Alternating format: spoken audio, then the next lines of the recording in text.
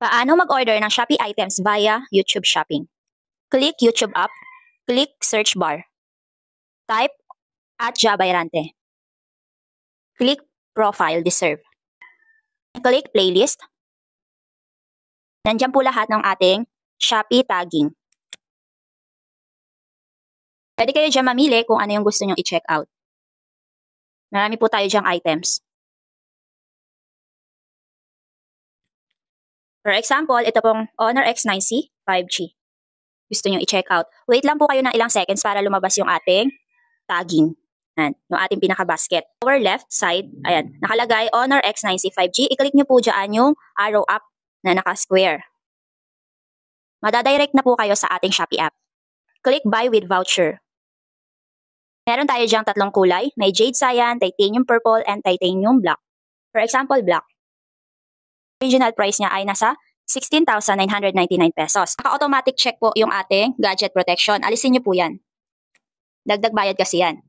Pag mag-check out kayo ng Honor X9C natin, may kasama na po siyang Honor Earbuds. Libre na po yun. Naka-automatic free shipping na tayo, guys. Scroll up lang kayo and then click platform vouchers. Naka-automatic apply na po yung ating YouTube voucher na merong 20% off capped at 4,000 pesos. Minimum spend 600 pesos. 3 beses kayo pwede makapag-check out at magamit itong ating voucher. Click OK. From 16,999 pesos, naging 13,599 pesos na lang siya.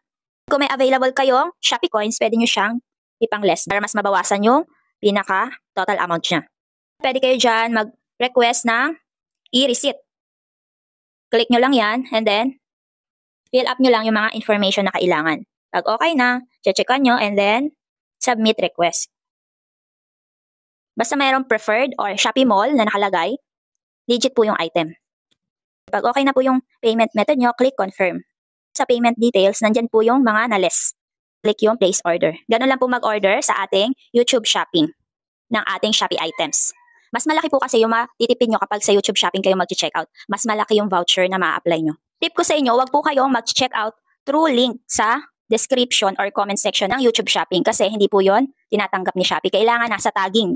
Makikita nyo po yun sa lower left ng video. Doon kayo mag-check out para maging valid po yung voucher. Kung may natutunan po kayo sa video natin, pwede nyo pong i-heart.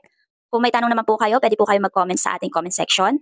Pwede nyo rin pong i-share sa ating mga kakilala para mas makatipid po sila. Thank you for watching!